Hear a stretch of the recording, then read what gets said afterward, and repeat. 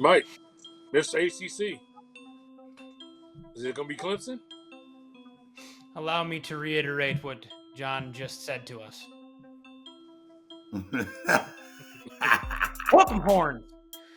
Texas is mad. All right, they are out. right. They are exactly. Matthew McConaughey will be in attendance. Come on, you no all one know. got that. By the way, just as a side note, that was the only time I've ever seen Heinz Ward as a return man. All right. It's the Longhorn, baby. Hook 'em horn. Oh, jeez.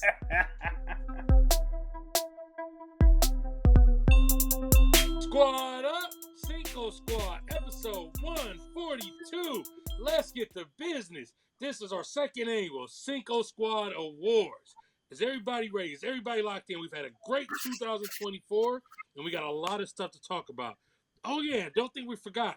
CFP, College Football Playoffs. We will be giving our thoughts in between about each one of our college football games. But let's get right to business, fellas.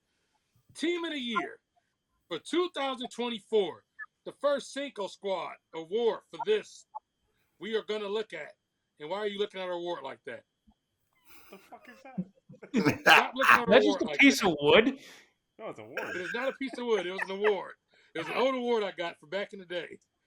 If I'm not revealing, my... What award? Okay, I get it. It's right there in the background. That's the team of the I award. thought you pulled a piece of wood off the panel and just put it on something. Yeah. That's exactly what it is. It's a piece of wood. It's the latest SmackDown. It's the Team of the Year award. That's why we have the latest SmackDown. Lay the wood, people. Lay the wood. Mike, Team of the Year, 2024. Who is it? 2024 Team of the Year is the NHL Stanley Cup champion Florida Panthers.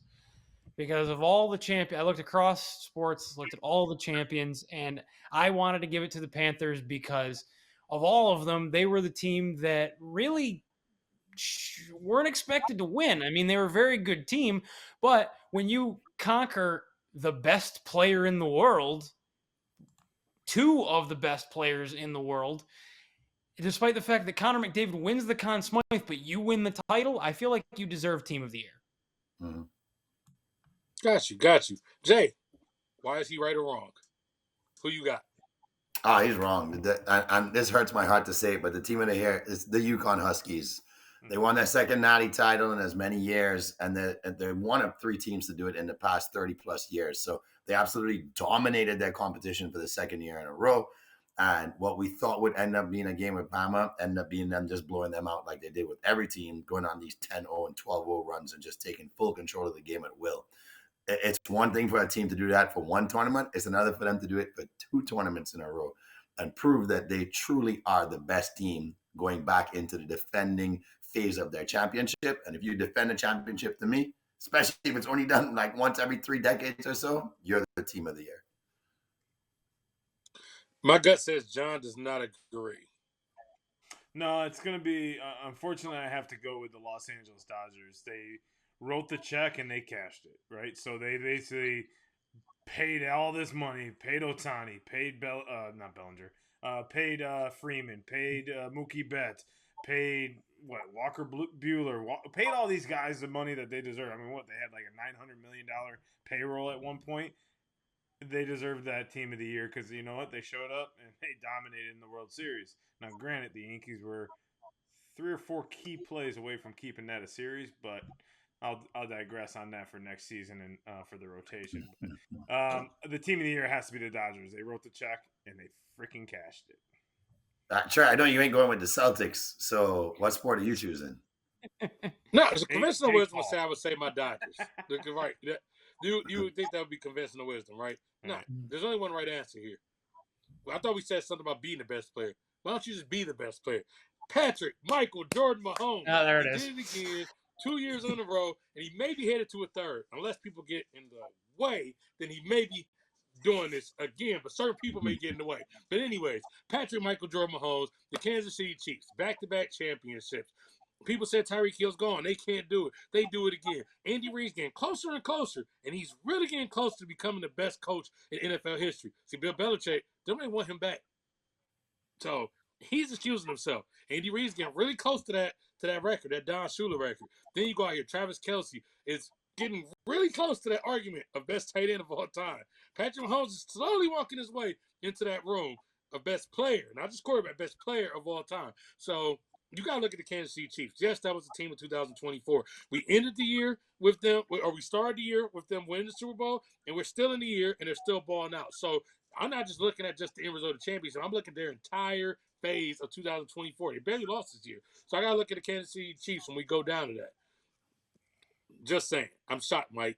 I thought we take Mahomes until furtherwise.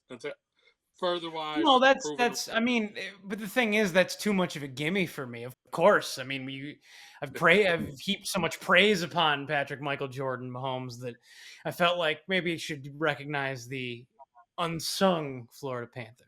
That was just the route I took. The word on the street, though, Mike, I heard you said there was a gimme that was going to happen on Friday. There's this game. The Indiana Hoosiers are staying in state to play your Notre Dame Fighting Irish. How is this game going to go? What's your score, and how is this game going down? So my final score is Notre Dame 28, Indiana 17. I'm not looking past Indiana. I have said in the past they are a good team. They're a better team than some people give them credit for. Curt Cignetti has turned them into a very, very good team. However, I do have faith in my Irish. I have faith in Riley Leonard and Marcus Freeman, who's now one of the highest paid coaches in the country for good reason. And I believe we're going to get it done. I don't think it's going to be easy. I think it's going to be one of those games where we have to grind it out for most of the game and we're able to pull away late with some key defensive plays especially. But I think Indiana's going to put up a fight. John, you have a lot of Irish fans in your life. Mm-hmm. How you see this going? What's your score? How's the game going down? Indiana 42, Notre Dame 20. That's going to be the final score. Indiana, this is the first team that Notre Dame has played since Texas A&M that has been an actually worth opponent of them. Army and Navy were obviously, going to be somewhat of a difficult task, but they ran all over them. I think Indiana would have done the same thing. I think Indiana is going to win this ball game. They got a tough defense. They hold teams at good scoring. They held Ohio State for the first half, and really played good defense against good high-paced Ohio State offense. I think Notre Dame's offense is very weak compared to that Ohio State offense. So I just see Indiana just kind of rolling through South Bend and rolling on to the semis or the quarters. First round? This is the quarter. No, that's not. This is the first round. This next. It's the first round. I guess quarters the next round. Quarterfinals. Yeah, quarterfinals. So Indiana moving on. Sorry, Mikey. Sorry, Mom. I don't know where officially calling this, but I guess me and John are on the same page. I got Indiana 29, Notre Dame 24.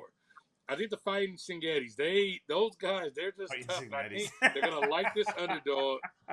Well, I'm serious. I heard Hershey when I'm calling. I see, I like that.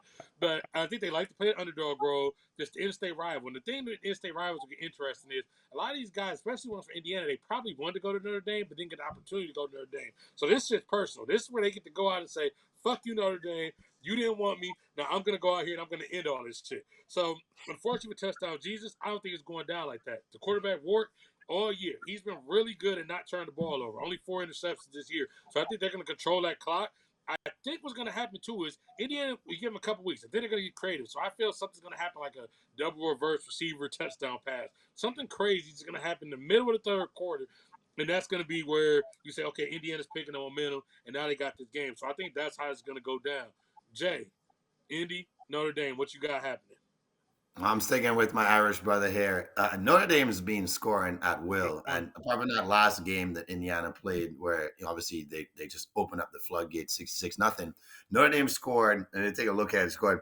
I mean, the opponent, yes, whatever. 51 against Navy, 59 against FSU, 35 against UVA, 49 against Army, 49 against USC. Notre Dame's ready to score the ball right now. That number about Indiana playing great defense. We saw it there to Ohio State. I got Notre Dame 30, Indiana 16. It's going to be a slow start for Indiana. Notre Dame's going to jump on top because they're going to have an early turnover. Field position is going to give them that second touchdown. Up 14-0 early. Indiana changes the game script too early. I don't think they play the game they were hoping to play. And Notre Dame just grinds it out and ends up running the clock out in the second half. I don't think that ever comes within. I don't think they ever come within a score in this a 1-score game here. So I think Notre Dame controls the game from start to finish. So Notre Dame 30, Indiana 16. I hate to see it. If this ends up happening, y'all going to console Mike. There's going to be some heartbreak there. There's nothing like some sports heartbreak. So that gets us to our next award here. We have our Heartbreak of the Year award. Y'all like this award a little bit better? Fucking John, who was the Heartbreak of the Year? What was the Heartbreak of the Year in 2024 sports? Me? Yep. So it's hold on a second. 2 seconds. Yeah, go ahead. We can edit it out. Yeah. Okay, so my Heartbreak of the Year award goes to Mr. Dre Greenlaw to literally blow up your Achilles, running on the field, hyped with your brother and Fred Warner, and have to miss the rest of the game. And he was a critical part of that game and doing dominant things to the Chiefs. He's my Heartbreak of the Year because, I mean, we all sat there, we were like, even like non-Niners fans were just basically like, no, come on, you can't do that on running out onto the field. And you heard Kyle Shanahan. Did Dre just tear his Achilles running on the field? It's like, and you see the emotion out of Fred Warner. He was just like, no, like took his helmet off, immediately started praying. And I think everyone was like hurt for the guy because, you know, you get to that mountaintop and look how much it takes to get back to there. For the Niners, it took them 5 years to get back. Who knows if Dre will ever get back there? So that's the Heartbreak of the Year because you fight so hard for 3 straight years. You build a team, build a dominant defense, and then you get there and in the third quarter, he runs out there and just boom, done for the season. Pretty much done for this season too because he just came back this week. So that was my Heartbreak of the Year. That one seems like so long ago, and I forgot that happened, but yeah, that's a good one. Jay, what's the Heartbreak of the Year?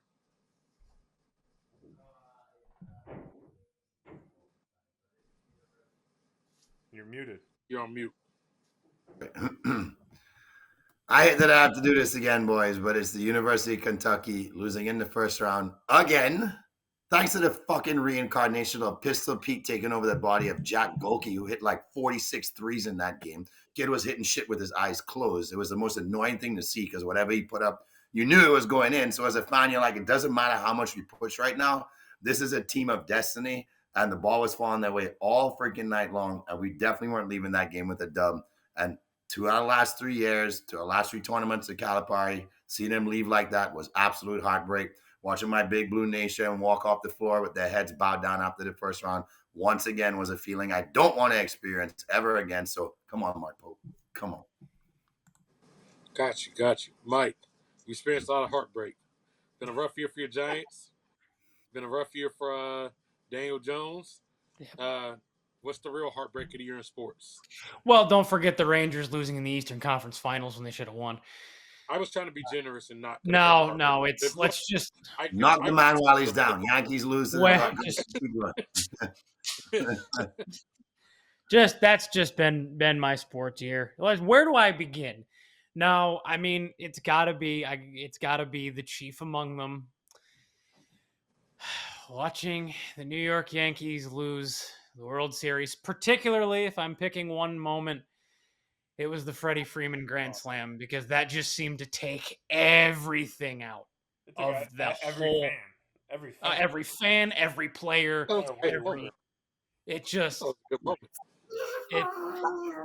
yeah. Oh yeah, no.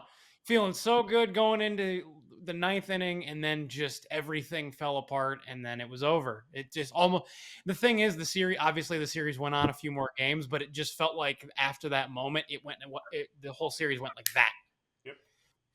And yeah, so that was obviously I have to. It's the obvious one for me. That was the heartbreak of the year for me because that truly broke my heart. I thought it was a good moment, didn't you, John? Enough said. You're not frozen. No, he's not frozen. He may be frozen at night. I mean, he's not frozen at this moment. You're not a good mind. All right, Trey. I know the khaki man still haunts your dreams, even though he's not on the sidelines. No, actually, that's not the heartbreak here. I'm going to take this past just me. And I'm going to take this past just me because the irony is Ohio State still has a shot to try to win a shot or something. But it's like the day that this team had a heartbreak, the season just ended, and it seemed like they had hope. So let's take you back a few weeks ago. Jaden Daniels, he runs around the pocket for like 30 seconds. Yep. Tyreek Stevenson decides, I'm going to go play around the crowd. And boom, Hail Mary, and there's the Bears season. The Bears seemed like they had so much potential. People were like, Caleb Williams seems to have it. Yep. This is going to work. Now we get done with Thursday Night Football. Caleb Williams is fucking awful. And everybody says he's the worst draft pick ever. People start going back and talking about, see, you should never drafted this guy. Tyreek Stevenson. I don't even know if that guy is hanging on the league right now. That moment was just crazy because the Bears had just made a play and got back and thought they won the game. And it was like, oh, this season's up. The Bears are going to make the playoffs. And, man, Jaden Daniels literally took their heart on the spot. So, for me, heartbreak of the year was like, ugh. Sorry, Chicago Bears fans, but here we go again. The Commanders, though, I got to give those guys props. Remember back in the day, me and Mike, we were having this talk. And I think he has something on his mind. Maybe not about the Commanders, but the formerly known team as the Washington Redskins. What's on your mic, man? What's on your mic, you mindy? What's on your mic, mind? Yes, I am just a giant brain. What's on your mind, It was Mike? such a good transition. It was such a good transition. I know it was good. It was good. We're going to leave it, though. We're going to let it roll. What's on your mind, Mike? I am just a giant brain. That is for some reason. You get back in this in my game. Yeah. Okay. Well, let's obviously the Washington now Commanders have themselves a franchise quarterback in Jaden Daniels, but let us take you all the way back to Dougie Fresh. No, further back. We're going further back. We're going to 1943. The year of our Lord, 1943. On November 14th, the franchise quarterback for the then Washington Redskins, Slingin' Sammy Baugh, while playing for the Redskins, threw for 4 touchdowns, punted the ball 81 yards, and grabbed 4 interceptions as a DB against the Detroit Lions. Due to roster issues during World War II, Baugh was actually forced that season to play punter, quarterback, and on defense. Better yet, as looking a little zoom out to the season as a whole, Baugh ended up leading the NFL in passing touchdowns, interceptions as a defensive back, and average punt yards that year, making him truly a 3-way player. We talk about 2-way players like Travis Hunter. Well, that was a waste of time now, wasn't it, Falcons fans? You pay Kirk Cousins all that money, yet you use a first-round pick on Michael Penix Jr., and I said this was going to happen. I knew it would happen. You used that pick, and you paid Kirk Cousins for no reason. You should have just picked one or the other, and now you picked Michael Penix, which is probably the right choice anyway, given how Kirk Cousins is leading the league in picks. So, now you're probably going to have to eat some of that money with Kirk Cousins when you either trade him or release him and make Michael Penix Jr. your starter like you should have in the first place, because I think you would be 7-7 anyway with him. So, Falcons fans, you got the QB mess that you wanted to avoid getting rid of Desmond Ridder, and now maybe you finally made the right choice. I got Travis. I thought it was something. I'd wait you pause. More. Yeah, I thought it was like one more thing coming, but no. Okay, so our guy Sammy Baugh, college football legend. Now, historical programs here in a different way. SMU, we had the Pony Express. They're going to take their way out to Happy Valley. Jay, what's your score? How do you see this game going down on Saturday morning or afternoon, whatever you want to call that? I love the fight I saw in SMU. I feel they're going to put up that same fight. They have a pretty balanced offense. If they can get the running game going early, I expect this to be a dogfight all game long, which I think it will be. I think they're going to have the fans in there very worried, but hard place to win. And SMU already showed that they can't even defend their home turf last week. So I got Penn State winning 31, SMU 24. John, how's it going down? Yeah, I mean, Penn State is hard to. It's hard to tell what Penn State's going to show up, right? Franklin gets those guys ready, gets that stadium ready. If this is a night game, I'd say Penn State's going to win this game, but I think SMU is going to win this game 35-21. I just think it's going to be. Penn State has always proved me wrong every single time I try to pick them, and it's so difficult to pick them because they don't score the ball against good teams. They just can't. And even if it's home, doesn't matter. They just can't score the ball against good defenses, teams with high-powered offense like SMU. And I think SMU is going to learn a lot from that Clemson loss. I think they knew that they were the better team than Clemson, but they allowed that Clemson to jump out early. And I think that's not going to happen against Penn State, because Penn State and Clemson are eerily similar in teams. If you think about it, like their quarterback is okay, good defensive line, okay offensive line, no real stud on the offensive receiving core or running back. But, I think they're just a team that, SMU is not going to allow to make a lot of good, big plays. I don't think it's going to be about big plays. I think it's going to be low scoring. I'm going Penn State 23, SMU 10. I think Penn State's just going to end up controlling the ball. I don't think this – I'll be honest with you, I don't expect this to be an exciting game.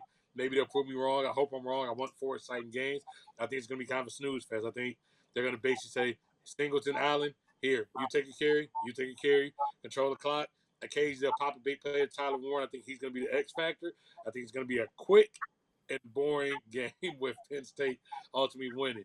Mike, are we excited for this game? What'd you say, John? We can go nap. I fully expect to be me getting a nap, and I think Mike's going to be wide awake, though.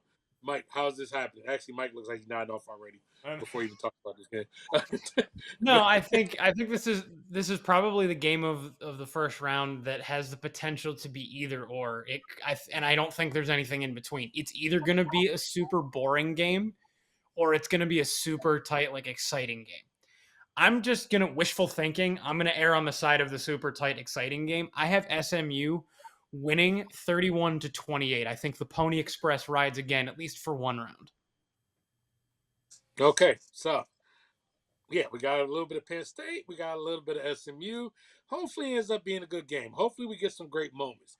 NBA All-Star season has a new way of playing.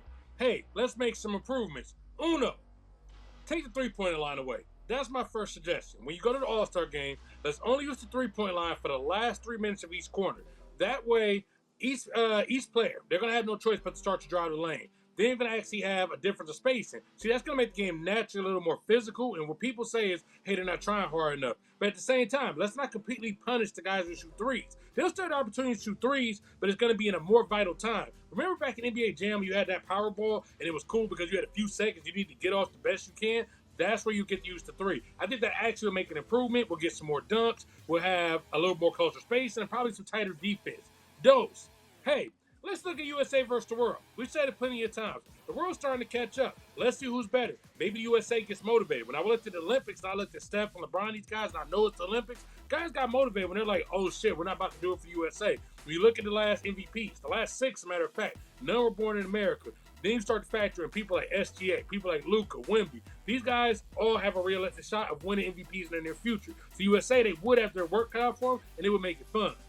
Tress, hey, why not go back to the East versus West? I know some people say that got stale, but the thing is, and I know baseball tried this, people got mad, but maybe they do need to go fight for home court. The thing in the NBA is overwhelmingly, the coach is probably a guy who's competing for a championship. The majority of the players on there probably are going to be in the playoffs. See, that's the thing with the NBA. So if you do that, maybe you do get guys to say, well, damn, I need to bust ass because I need to go get that home court for my team because we do actually have potential. Maybe it works, maybe it doesn't, but I damn well know the shit we've seen in the last few years doesn't work. That moves us on to our next award. Our sports moment of the year. Oh, yeah. John, you had a few good big moments this year. One yeah. of which I hated, but Sir. you're not allowed to pick that moment. So what's the sports moment of the year? Well, technically, that moment was last year. Oh, no, this year's Ohio State. No, that was this year. Yeah, it was I January thought this that year. last year, but Technically, we've won so much. Yeah, I just don't know what to do with it with all the wins. with all the wins. All the 7 wins we had this year. The sports moment of the year was Steph Curry's unbelievable rainbow shot over Wembyama to cash in the gold medal and put France to sleep. Exactly. That was unbelievable. I remember sitting there, I was like, holy shit. I can't believe it. And he hit 12 out of the 16 last points. So he had 4 threes. And it was just like, boom, boom. And then the crazy part was France left him open on 2 of them. They literally left him open and said, go ahead. You left the best shooter in the world to shoot an open 3? Come on, dude. it's easy money. And then Wembanyama goes out and he just rainbow shoots it and then kills France's dreams of winning the gold. So that was the sports moment of the year because that like brought anybody. It doesn't matter if you love basketball or not off your feet because you're like, oh my god, like I can't believe he just did that. It was nuts. I remember I was tweeting about it. I was going nuts on Instagram. It was just an unbelievable play. Gave us a bit of USA pride there. Happened over the pond. Jay, is your sports moment of the year? Is it over the pond? Well, you know it's over the pond, man. Let's relive this moment, guys. We're in the Stade de France. The females are lining up. Julian Alfred goes down in her take-a-mark position in lane 6, and the stadium goes silent. Not a pin, not a sound could be heard. Pop! The gun goes off, and Julian Alfred takes control of the race early. And it's Julian Alfred leading in front. And it's Julian Alfred out in front of Sha'Carri Richardson. It's Julian Alfred. It's the young lady from St. Lucia. She's going to win St. Lucia's first ever gold medal at the Olympics. And as she crossed the line, we all went crazy. If you're a native of St. Lucia or a son or a daughter of the soil, it was the most fantastic moment I've ever experienced. Watching many, many Olympics, the most proud moment of any moment I've witnessed in sports as a fan in the Olympics, at least, and nothing else compared to that for me. So it's sports moment of the year. Of course, there's a personal attachment to it, but it was a phenomenal moment in itself to see her dominate the race of the Olympics, be it the 100-meter sprint. So, Julian Alfred, you'll forever live in my heart. That moment will forever be etched. I don't think anything might get any better than that. Maybe Yeah, that was a dope moment. It's like I was actually at the barbershop and I'm like, oh yeah, my guy Jay keeps talking about Julian Alfred. Trust me, this is going down. And I'm kind of saying this guy at the barbershop and they're like, who? And I'm like, hey, he said watch it. Let's see what the hell happens. So let's watch it. For me, I guess we're going back and we're reliving life and talking about these fantasies. I just remember sitting in my backyard sometimes and yeah, I can't hit a base hard for damn. But in the backyard, I would sit there, I would imagine it's the World Series. The bases are loaded. The Dodgers are having a chance to go win a World Series. Maybe it's game 1. And then this guy, Freddie Freeman, gets to fucking live that moment. He comes up the bat. He does his goddamn thing. He sets the tone. And the Dodgers get ready to go out there and beat the big bad Yankees and win the World Series. There's no better moment than Freddie Freeman. I mean, everybody remembers. You put the internet on lock. You had the Yankees fans in shambles. You had the Dodgers fans going crazy. I'll be realistic. The Yankees have a lot of haters who give a damn about both teams. They just hate the Yankees, so they just were ecstatic. That moment was one of those moments where it's like, baseball doesn't get many of these really in the 2020s for real. And that's one of not just moment of the year, but that's one of the better baseball moments of the last decade. Whether you're a Dodgers fan, a Yankees fan, but just as far as memorable moments, that moment was just simply amazing. I know Mike's not going to pick that moment. So go ahead, Mike. What's your moment of the year for sports? Perhaps I wasn't clear about my heartbreak of the year. No. So here we've reached the portion of the show where Mike does heap praise upon the Kansas City Chiefs yet again finding another way to win a game, and this time another Super Bowl, including Mecole Hardman not realizing that he had just won the Super Bowl by catching that ball. That's the moment of the year. It's not them winning. Yeah, it's not even them winning. Specifically the moment of the year is Mecole Hardman catching. You talk so Trey. You talk about about living the dream, right? As kids, you dream when in the fall when you're playing pickup football in the yard or in the parking lot or wherever you're playing it. You dream of catching that Super Bowl winning touchdown, and Mecole Hardman gets to live it, but he doesn't know it apparently. So yeah, that's the moment of the year: is Hardman catching having the moment of his life. Nothing will ever top it. And not realizing it. Doesn't even realize this moment is just so fucking big. Yeah. Probably wondering, like, why is Mahomes running at me without a helmet? Why is everybody running at me? He never runs at me. Like, no, he's probably, put your helmet back on. The game's not over. We're going to get a penalty.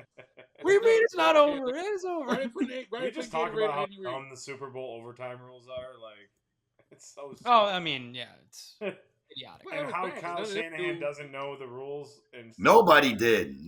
Nobody was. I didn't either because the announcers were like, I don't know who was calling the game. They were like, oh yeah, if it runs out, they'll get another chance. I'm like, what? Like they get another chance? That doesn't make any sense. We must have nobody knew. I mean, we were all like super confused and like. And apparently, if the Niners scored, they still got a chance. Like if the Niners scored a touchdown, the Chiefs still got a chance to score a touchdown. Yeah, when the playoffs OT turns into everybody gets at least one possession. Mikey, if the glove does not fit, you must quit. ban that stupid rule. Yeah, that was I don't know. That was like, it was super confusing. It's not too often that you give an NFL team who gives up 40 points some high praise, but I got to give the Lions that kudos, okay? We know they're coming off a big home loss to the Buffalo Bills, who everybody's saying is the top team now because they beat the Lions, but they beat the Lions' third-string defense, okay? This is also the same Buffalo Bills team that gave up 40-something points last week in a loss, so let's not get ahead of ourselves too fast. But here's where I'm going with this, guys. Signed, sealed, and delivered. Let's give MANCAMPBELL the coach of the year right now. What this man is doing with the third-string defense makes no sense. We've seen it obviously catch up to them at this point, but as soon as this team, and we hope for their sake, because what a wasted season it would be, but as soon as this team gets healthy on that side of the ball, it's over. I know our guy on this show loves the Eagles, and they're playing fantastic ball right now, but Detroit's already coming with that plug the man in, next man up mentality. That's what the Pats did when they started to win their Super Bowls. Like we said so many times on this show, the team was one quarter away from going to the Super Bowl, and I want this team there. I want to see this team in the Super Bowl, but before they get there, give the man his cape. MANCAMPBELL, NFL Coach of the Year. Just go ahead and give him the award. Go Birds! You know, it's kind of gets confusing me. Sometimes I'm watching games and I'm like, all right, this team wears orange and white. This team wears white and orange. So then we got the Texas Longhorns. We got the Clemson Tigers. Please, Clemson, wear the purple uniforms. I don't need to be confused here. Anyway, John, you've been Clemson fan number one this year. These Tiger man. What are your Clemson Tigers? What are they going to do here? The Tigers are going to have to go back in their cage and live another day because it's going to be the Texas Longhorns 49. The Cincinnati Tigers.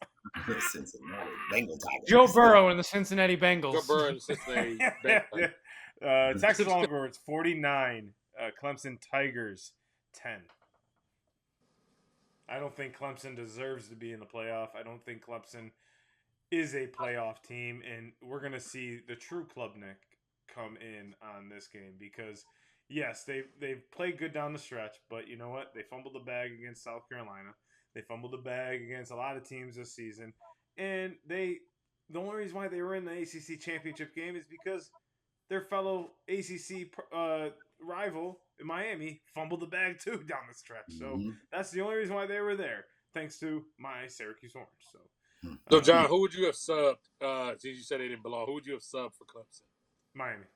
Easy. You would put Miami. Okay. Yeah, Miami deserved it. I mean, they were top 10 all year. Either that or Alabama. Alabama, top 10 all year. You know, those two teams deserved it.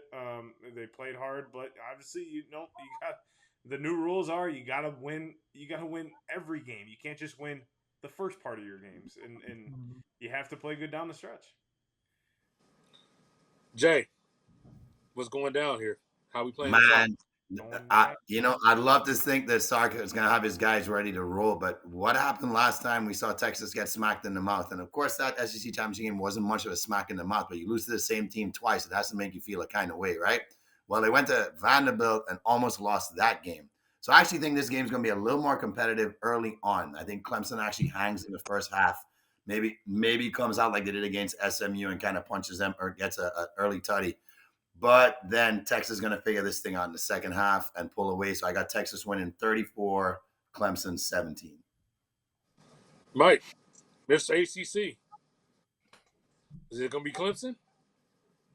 Allow me to reiterate what John just said to us. Whoop 'em horns. Texas is mad. All right, they are out. Right. They are exactly. Matthew McConaughey will be in attendance. Come on, you all no one know. got that? Jesus. Oh, no, I didn't even. Golly, Trey. Damn. You just sat there like, what the hell's he talking about? I don't be watching Silver Linings Playbook. You don't like McConaughey? McConaughey? I don't be watching Silver Linings Yeah, Playbook. nice hat on. Yeah, because it was a movie about the Eagles. I'm a fan. It I like wasn't Dark even in Knight. Silver Linings I like Dark Playbook. Knight. It was Bradley Cooper. The Dark Knight involves the Pittsburgh Steelers. I enjoyed that thoroughly. It wasn't. That was the Gotham whatever they were, and they all died except for Hines Ward. But damn it, Yeah. Hines Ward, goddamn soldier as usual. By the way, just as a side note, that was the only time I've ever seen Hines Ward as a return man. All right. It's the Longhorn, baby. Hook 'em horn. Oh, jeez. Looks like we're all gonna be on the same page here with that, because yeah, Horns 41, the Clemson Tigers 20. I just feel like the Horns are gonna have something on their chest. I think they got something to prove. Some people say they fell short last year. They did fall short last year. They, SEC championship. I think they fell short. I think it actually may be good for them actually to have to play in the first round because I think this is a team that didn't need the extra week off. I think they need to get their momentum and get going. So when you look at those two routes and you put them next to each other, there's more talent in Texas. So there's no excuse for them. For when you look at Shark and these guys, it's put up or shut up time. And I think at least for this round, I think they're going to put up. So I'm going to go with Texas Longhorns. Mike, you got another thought on that? I didn't give my score, I realized. Oh, you didn't give your score. What was your score on that? No. Texas 38, Clemson 3. That was the score. Jesus, That was the 38 to 3. Yeah. I don't think Clemson can hang with them at all. What did you say? At all. What was the score? 38 to 3. Oh, I have 49-10. Yeah. Similar. Okay, so we expect the ass kicking, basically, is what we're going with. Yeah. No, we expect the ass kicking. This will be a fun one. This year's, oh my gosh, moment of the year. The OMG moment of the year. Who better to kick us off than Grandpa Jay? No, John, if you really got it, go ahead. Well, Jamie already took Do mine. the honors. Jamie took mine before, so I was going to surprise him. I wish you would have done Yes, the do oh my the God moment before and let me do it. So, Go the ahead. oh my God moment was Julian Alford winning the gold medal for St. Lucia. That was my oh my God moment because I don't watch track. Like, I don't run, as you can see. If I run, a mile is like amazing. So watching her, basically, she carried the country of St. Lucia on her back as she crossed the finish line. I wish they would do a dope portrait of the island, like, behind her as she's crossing the finish line. And that would just be such a cool, like, portrait photo that she could hang in her room or wherever, her house. But that was just such a euphoric moment. And obviously we watched it because of you, Jamie.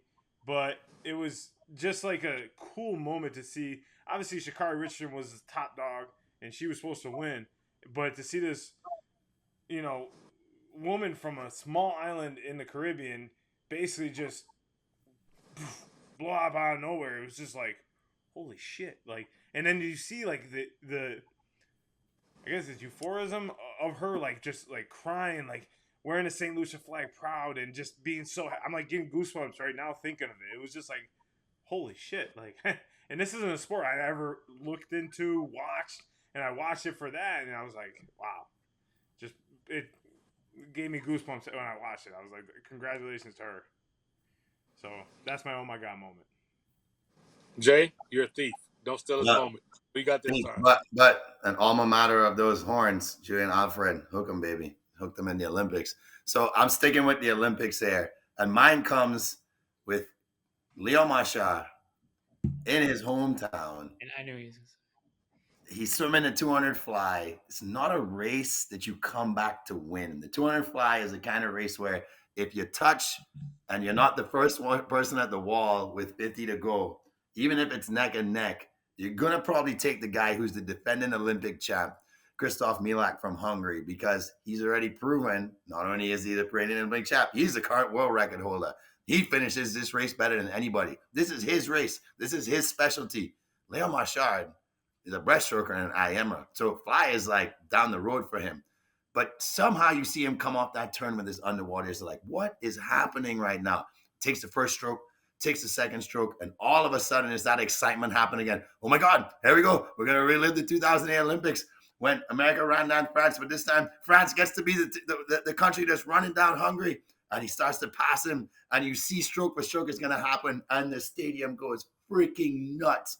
And then the commentators and Roddy Gaines is like, he's going to do it. Marshall's going to get. And this was to make sure he secured 4 for 4, right? Because he was going for 4 individual goals in 4 events. And so obviously this would have been the cloud hanging over his head. Well, you did great, but you won a silver. And somehow he gets his hands to the wall. I think a tenth or within a tenth before the reigning Olympic champ, and the freaking stadium just goes nuts. And he's pumped up, and he's slamming the water, and he's climbing up on the lane ropes, living his moment. And that for me was a moment in swimming where I was like, I never thought I would see that happen in the Olympics, with the Olympic champ being the one that was run down, and current world record holder Leon Marchal is a freaking stud. Nothing like beating the champ. Nothing like beating the champ. Nothing like Mike, we staying with the Olympics, or we going somewhere else? No, we'll go somewhere else with it, because this was a sort of unfortunate and seemingly never-ending story detailed moment that we all kind of woke up to. If you were paying attention to this year's PGA Tour, there was a particular event where we woke up to the best player in the world was in a jail cell. So yeah, my oh my god moment of the year was, oh my god, Scotty Scheffler got arrested? Because he ran over a cop? Such a dramaticism of that too. It's like he didn't run over a cop. The cop said he got hanged on by the car. I know, I'm playing telephone. Miles, and it's like, dude, we watched the video. You walked with the car. Right. And you didn't even get hurt. You know what they say? What? Never let the truth get in the way of a good story. That's right, baby. You tell him, Mikey. No, that's what makes it so fun, because if we didn't tell a story like that, it's not a, oh my gosh, I remember getting up and I read, I'm like, what the fuck happened? Wait, exactly. I think the best part of that whole thing is he came in and shot a 62. Right, and then he comes on the balls. So like, yeah, okay. That's what makes it even crazy. Like, he didn't even win the tournament either, right? No, he shot a 63, and then I think he just basically tanked it from day 3 on. Yeah, but it was impressive to watch him go out there, no warm up, no nothing, and he just like hitting to play his best round, just do. No, it was almost like how they just talk about Larry Bird walked to the slam dunk, or not slam dunk contest, Larry Bird. Larry Bird walks to the 3-point contest and says, all right, who's playing second? I'm not even taking my sweats off. Like, that's what Scotty did. He just showed the fuck up and said, hey, we about to get to business. Who playing for second? That's what I liked about Scotty this year. I'm not a huge golf fan, but I enjoyed watching dominance. That always makes it a little more interesting. For me, my oh my God moment has to do with dominance. It's back in the Olympics. So the day before, we're watching the mixed relay 4x4, and we're like, man, USA just set a record. Man, can they break that record? Oh, hell no, because Femke Bol from the Netherlands, I mean, when I say that woman walked them down, remember, she ran a 47.93 split. The women's record is 47.6 in individual 400. She literally ran one of the fastest legs in the history of the 400 and ended up walking USA down and coming back. I remember I'm sitting there, we're in the barbershop again. Watched a lot of Olympics in the barbershop. And we're like, oh man, USA got this. And then somebody's like, wait a minute. Is she coming back? And then we just start seeing her come on that curve. We're like, oh shit. And then we just look, and the other woman in the USA is like just getting gassed. We're like, oh Lord. But that to me was one of the best. I used to run the 400 myself about 100 pounds ago. I used to run the 400, and that was my race. That was one of the best 400-pound yeah, she was 400 pounds and she fucking did it too. That's the impressive part. Golly. Oh my God, that bitch was rolling. She was 400 pounds and she just rode. But no, that was one of the best 400-meter legs I ever seen by a man or a woman run in my life. So it was like, oh my God, I can't believe what just happened. We got one more college football game, though. We're going to cap off that Saturday night. We're going to have the Tennessee Volunteers versus, go ahead, Mike. The Ohio State Buckeyes. Live from the Horseshoe. So how is this going to go down? This is, for me, one of the more interesting matchups. Now, of course, I had to bring my guy, Baby Zeke. Baby Zeke was busy during the Michigan game. He was not available that day. He was out shopping for crop tops, and that's why we lost. Baby Zeke will be right next to me during this game. What's going to happen here is my Ohio State Buckeyes are going to win 27-20. Why are they going to win 27-20? Because I don't think Ryan Day really is too keen on, going to coach Toledo, Purdue, Western Michigan, some other sort. Because you know what, Ryan? You're fucking out of here. If you don't fucking figure this out, you're fucking out of here. You can fucking pack your bags. You can go. So we got to figure this out because I think ultimately the key thing is going to be our line. Our line is broken up. And we had Seth McLaughlin, run the Center of the Year award. And we lost some other guys along the way on that line. And I think Chip Kelly even said himself, I fucked up. I called a bad game. I think he's not going to try to get cute and say, look, I got Emeka Buka on outside. I got Carnell Tate. I got Jeremiah Smith. I'm going to get this ball out quickly, and I'm going to let these guys go win on the outside because the truth is Tennessee has a tough defensive line. If you go out here, you want to go play cute and try to go pound that ball at the middle, you'll probably be home. And I hope Chip Kelly learns his fucking lesson because also, Chip, you take your ass back to the house too. So I'm going to roll my Ohio State Buckeyes. Jay, Tennessee, Ohio State. How's it going down? You think this SEC guy would be siding with the upset of the first round, but I don't see it happening because I can't see Day going out with back-to-back losses. And this team is too talented, and God forbid a $10 million roster goes out like that in the first round. Tennessee has shown me one thing this year, and they do not know how to take control of a game when they should early.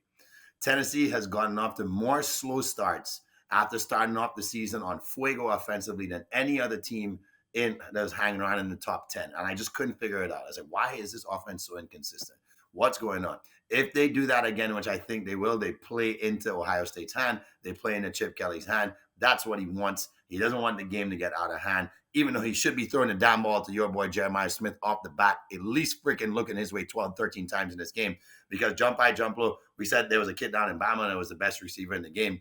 I think this kid's probably just as good, if not better, based on what he's done. But you have to call his damn number. So I don't think, like you said, Chip's going to get it wrong this time. Ohio State 23, Tennessee 20. John, you going to be a hater? Michigan, you going to be a hater, or you going to support the Big Ten here? There's one thing that I know about Ohio State is that they've lost to Michigan 4 straight times. That's all I know. Never heard of them. You guys beat us 13 straight times, Trades. I have to have a little gloating. Like 13-1 until that point, bro. Like you are still currently the champs until somebody. I got you. The one thing I know about Ryan Day and the Ohio State Buckeyes is they play up for the playoff. Every time we doubt them in the playoff, they play up. They play up against. They should have beat Georgia. It should have been a Georgia, Ohio State, Michigan national championship game a couple years ago, which would have been wild of a game. It should, Ohio State's had a lot of opportunities to win a national title under Ryan Day before, obviously the Michigan went on their run. And, that's one thing I've noticed of Ohio State, taking my bias of Michigan out of there. They do play up in the playoff. I think Tennessee is just too undermatched. I do think the Tennessee has one of the best quarterbacks in the SEC, if not the best. I think he's better than Carson Beck, better than Jackson Dart. He's better than a lot of the guys, but I don't think this Tennessee team they're on the cusp, right? I think this will be a good learning lesson for them. They're getting in the playoff. I forget the coach's name, but I love his coaching style. I love what he means to Tennessee. But I think it's going to be Ohio State 28, Tennessee 25.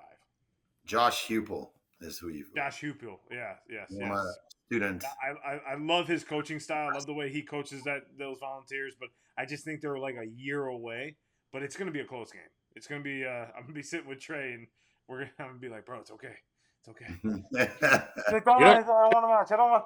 You're not going to be sitting with Trey. Trey be staying. You might be sitting. I'll be staying. Mikey, show a little love for the SEC, Mikey. What you got? I wish I could. I do wish I could. Damn.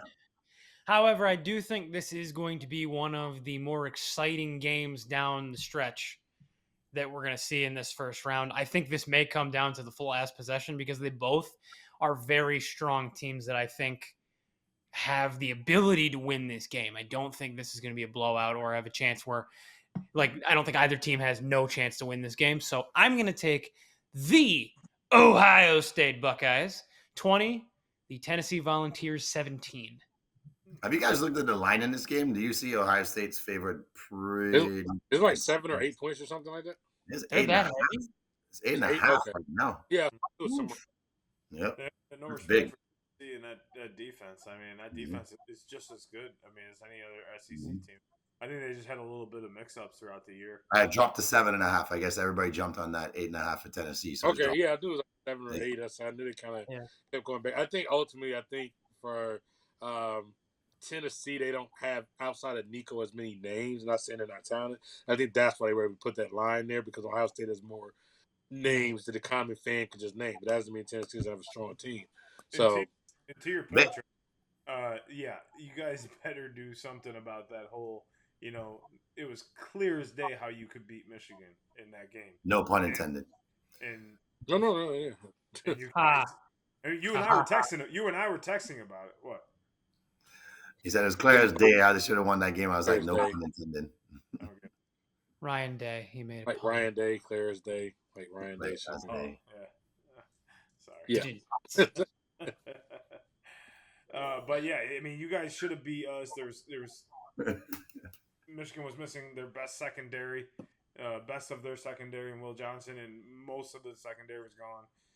If you guys don't take advantage of the open opportunities against Tennessee, it'll be a long day in the shoe again. But I think they're going to learn their lesson like they normally do when they lose a game like that or something like that happens. Yeah. Like I was saying, there's going to be more separation, and sometimes you get somebody. It might be a man, it might be a woman, but somebody separates themselves. So for 2024, we got one more award. Mike, this year, who is your sports figure of the year 2024? Sports figure of the year 2024 has to go to Miss Caitlin Clark. Because when you change an entire sport at multiple levels in a year, that's huge. So think about it. Winter and spring, she electrifies women's college basketball and raises the notoriety and seemingly stakes of the women's March Madness tournament, and then follows it up in the summer and fall by elevating the WNBA, much to the chagrin of some of the WNBA players that gave her a bit of a hard time. But the eyes of the world were more on women's basketball this year, rightly so, because of Caitlin Clark, amongst other rookies. But the name that everybody always threw out there was Caitlin Clark, so I feel like she has to be this year's sports figure of the year. Jay, you going Caitlin too? Time made Caitlin Clark the athlete of the year, and so did Mikey. But being in the Olympic year, I have to honor who, in my opinion, was the athlete of the Olympics. And I spoke about this man already, Léon Marchand from France, okay? Let's just even say, even before he got to the Olympics, he began his onslaught on the swimming world. The guy sets 4 individual NCAA records that will not be touched for a very long time. And he was also part of 2 relays. So 6 NCAA records in a span of 2 weeks is insane. And then he follows that up by talk about carrying somebody on your back. France had been suffering for a long time in swimming, looking for that Olympic chance, looking to get over the hump, looking to get over that bruise the United States laid on them in 2008 so handedly that you figured, like, man, this hangover they're not shaking it. But here comes the hero of the games for France. Here comes Léon Marchand. The guy goes and sets 4 Olympic records and wins 4 individual gold. Even guides one of the relay teams to a bronze medal unexpectedly. And how much better can it get to do that in your home country? Not too many Olympians ever get to experience that, but to do it and step up and perform to the expectation that everybody thought you could, hands down, this guy is my sports figure of the year. John, go ahead. Tell us what Kyan Anthony is their sports figure of the year. He signed that dotted line, boy. But that don't mean shit, no. So, I know. When he puts on that uniform is when I will believe it. So, yeah, right. So my sports figure of the year has to be Miss Dawn Staley. She just has you talk about Caitlin Clark. I mean, Dawn's been doing it for longer than Caitlin and has been dominating the sport as a coach. Listen to this stat: in her 8 season as a head coach, including at Temple, she is 445 and 177, 715 winning percentage. She won the national championship. She just builds a program that is dominant. She builds belief in the women. I mean, look at all the WNBA players that are in WNBA right now that are dominant players. Angel Wilson being one of them. They always go back and support their coach. They always rally around Dawn. She's always been a figure. She's always been a big supporter of Caitlin Clark. Even when people were like shitting on her, she was the first person to come out and say, we can't do that. We can't bring each other down. We got to lift each other up. And I think that speaks volumes of what the WNBA and women's college sports needs is people lifting up, not hating on each other for being great, like the Angel Reese versus Caitlin Clark bullshit that's going on. It's good to have rivals, but it's not good to shit on one person and not and praise the other one like they're Jesus. Like that's just not cool. And she's always been like that. She's been like this woman's great for our game. I wish I had like 10 Caitlin Clarks on my team.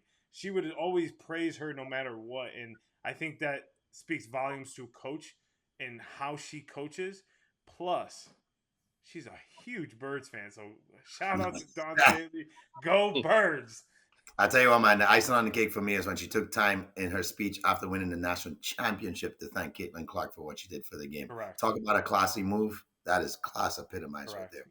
Mm-hmm. All right, Trey, what you got? Yeah, so for me, I'm going to keep this in the coaching realm.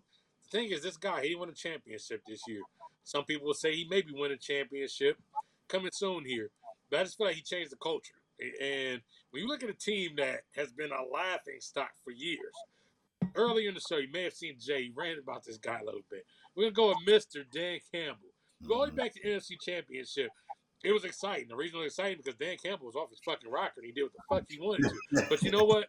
That same fucking mentality from Dan is why he, to me, is the sports figure of the year, because to go in there and change that program out there in Detroit, to go out there and make that team feel like winners, to make them likable. I don't hear anybody going out being like, you know who I can't stand? Dan Campbell. You know who I hope lose the Lions? People don't hate on them. You know why? Because you respect a guy like that.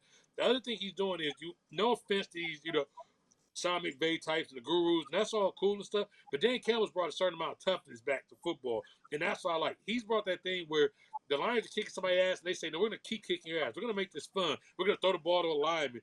If you don't stop this shit, it's on you. That's the football I grew up watching. That's the football I love watching. That's the football many of us fell in love with. And that guy's brought the tone back. I think we're going to start to see more people try to look for the next Dan Campbell, which I think is going to be better for the game. The Lions have competed. They've been hurt. They've been injured. You know what they do? They keep fighting because the mentality of that guy. As Jay said earlier in this rant, they're playing with the third and fourth string. They're bringing dudes basically out of retirement at this point. I'm going to break some news here. I'm actually going out to audition to play DN for the Lions this week. So we're Super Bowl run, baby. Let's go, Trey. You know what probably happened? Dan Campbell will figure out how to plug me in. Hey, round of applause for MANCAMPBELL. Come on, guys. If anybody's bringing this back to football, that's something I was going to bring up if you didn't. Like, they're missing 21 defensive players. I'll repeat that. 21 defensive players. There's 22 players on the field at one time. He's missing a whole field of players, and they are still one of the dominant teams, and they are still favored to win the Super Bowl. Yep. That shows to what he is and who he is. He's like next man up mentality. Let's go. I'll plug and play all freaking day. I'll plug and play all day. All right. Yeah, he may show up out there and play. And honestly, at this point, I believe he can. That dude's still line up right next to you, bro. Let's go. Yeah, I still believe it. That was awkward. But for y'all stuck, why is the punter on the field? You can do it.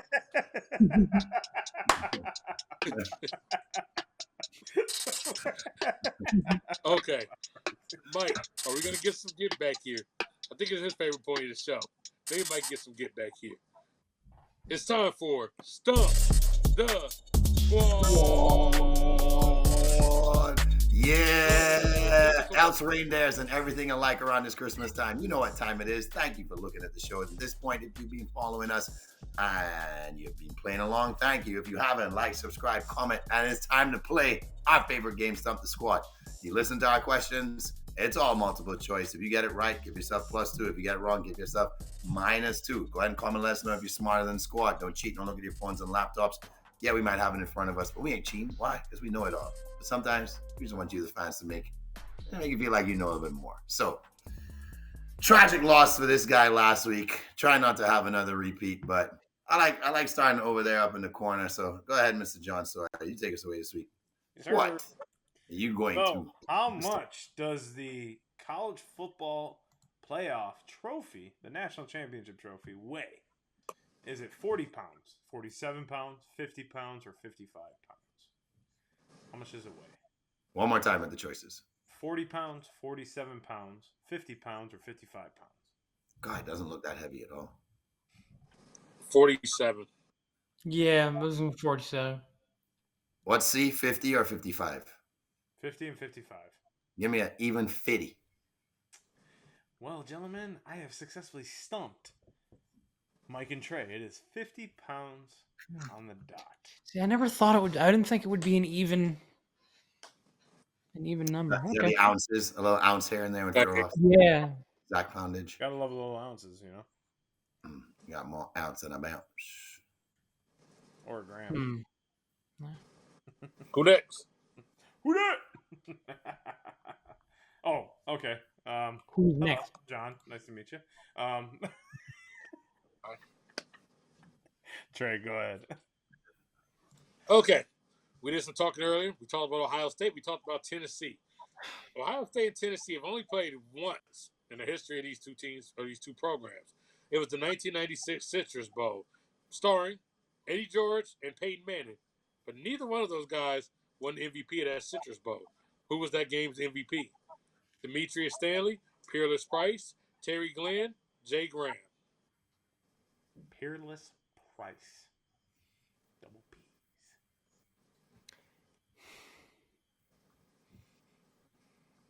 Graham. One more time, Trey. Give me options. Demetrius Stanley, Peerless Price, Terry Glenn, Jay Graham. D, Jay Graham. Okay, so today I have successfully stumped the khaki man, John. The answer was Jay Graham. Is that how you took I Mikey? don't even own khakis. Yeah, Hmm? Mike took Graham. I took Graham, yes. I don't even own khakis. Mm-hmm. I think Mike's warming up. Mike, you're on. Yes. I get this right, I would be the winner. What year did the college juniors first become eligible for the NFL draft? A, 1986, B, 1988, C, 1990, or D, 1992? C, 1990. 90. 92. Gentlemen, this week I have successfully stumped Mr. Ohio State Buckeyes. It is 1990. You're the answer, that's why. That was my gut, but I was like, I need a beer here. Which means, Is that Clutch Jay?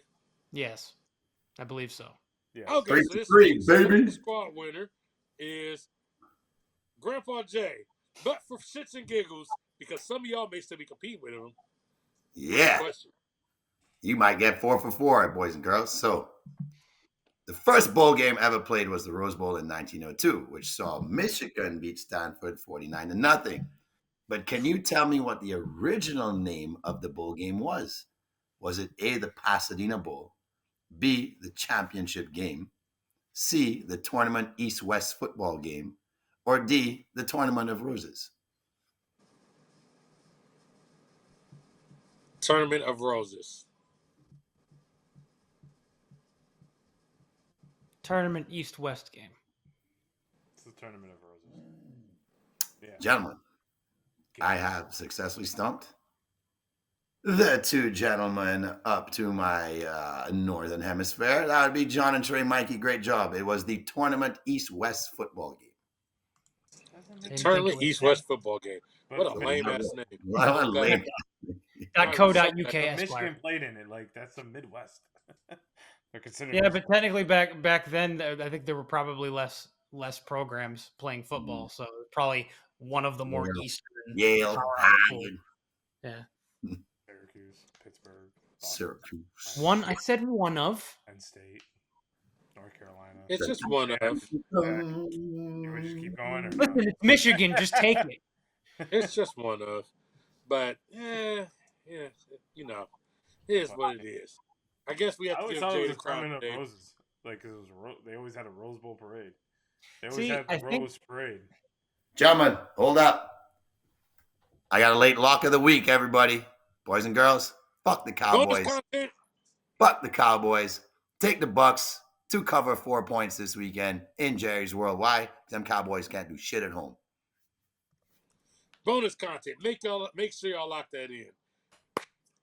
Fuck the Cowboys. Let's say it again. 1, 2, 3. Fuck fuck the the Cowboys. Go Cowboys. Birds. Go Giants Anyway. sometimes. Go Birds. We wear cowboy hats in Philly. Yes, we do. Yes, we do. Come on out. You can't go hook 'em horn, put a cowboy hat, and go. Let's go. Eagles Nation gonna abandon your ass. Right. You Drop me finna off do- in the group chat. No one here. You tell people you love beside Cowboys. me. Bubba's sick of my shit right now. He's just like, shut the fuck up, dude. Keep telling I got one people more he's a show to tough do. Cowboys fan. That's why he keeps that Cowboys hat right next to him. By the time he gets done this weekend visiting, he may be an Ohio State fan. But make sure y'all log on. CINCO Squad Pod 05. Y'all will see us all weekend, giving different content, giving takes, live takes, updating y'all on what's Smacking going on. bitches. Fucking hoes. Yes, a lot of good college football talk. A lot of good college football talk. A lot of good games to look forward to. A few big NFL games. Make sure y'all like, comment, subscribe. Tell us if you would have changed the awards. If we're full of shit, if you think we should have picked different people for the awards, go ahead, remind us. Put it in the comments. Like I always say, we do talk back. Oh, yeah, we will still be here with a Christmas episode. Don't think we take off. May come a little bit early for you. Maybe we'll give you a bit of an early present. But make sure y'all definitely lock in. As usual, CINCO Squad. Out.